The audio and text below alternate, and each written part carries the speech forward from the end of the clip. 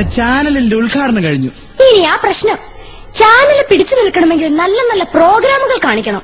ആ പ്രോഗ്രാമുകൾ കണ്ടുപിടിക്കാനാ നിന്നെയും കൂടെ ഞങ്ങളുടെ കൂട്ടത്തിൽ കൂട്ടിയിരിക്കണേ. ഒരു ഐഡിയ ഉണ്ട്. ഇപ്പൊ എല്ലാവരും ഒരുപോലെ കാണുന്നൊരു പ്രോഗ്രാം ഉണ്ട്. അതെന്താ?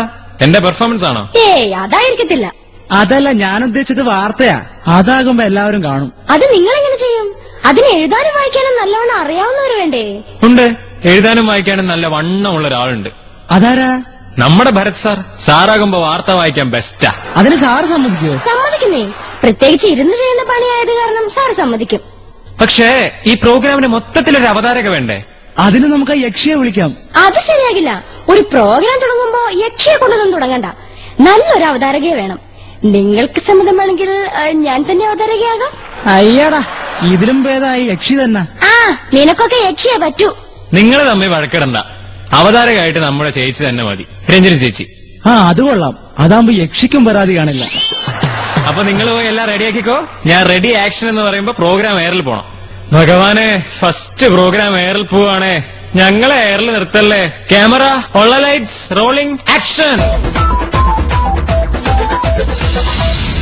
ഹായ് എവരിബഡി, എല്ലാവർക്കും ഞങ്ങളുടെ ഈ പുതിയ റിയാലിറ്റി ചാനലിലേക്ക് സ്വാഗതം. ഇന്നത്തെ പ്രോഗ്രാമിൽ ആദ്യം ന്യൂസ് റീഡിംഗ് ആണ്.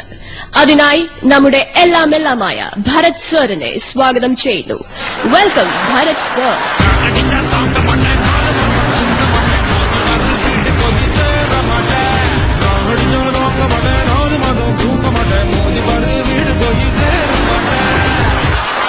നമസ്കാരം കുട്ടാ.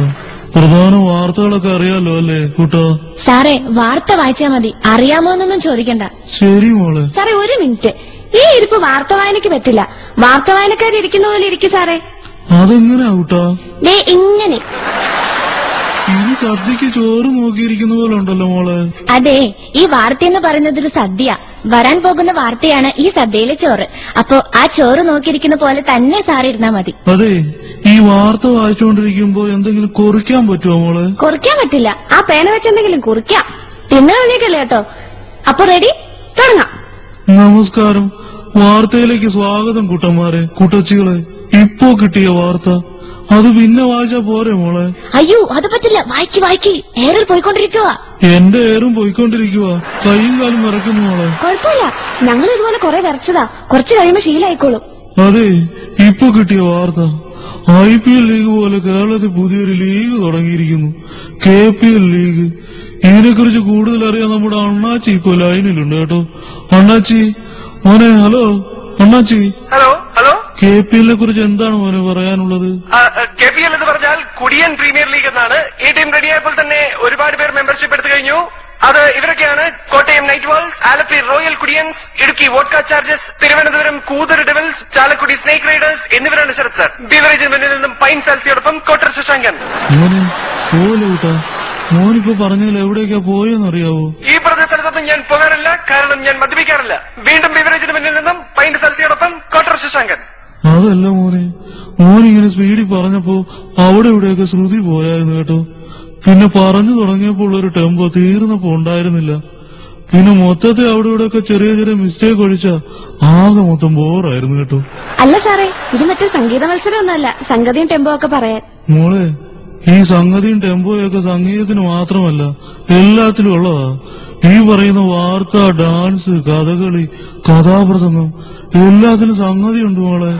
അപ്പൊ സംഗതി ഇല്ലാത്തായിട്ട് ഒന്നുമില്ലേ? ഉണ്ട് മോളെ.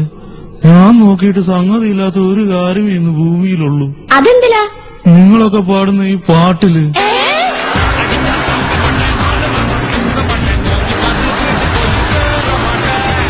ഇതിവിടെ അവസാനിക്കുന്നില്ല. ഇവരുടെ ചാനലിലെ പുതിയ പ്രോഗ്രാമുകളുടെ രസകരമായ വിശേഷങ്ങളുമായി തിങ്കളാഴ്ച ഇതേ സമയം. ശംഭോ മഹാദേവ.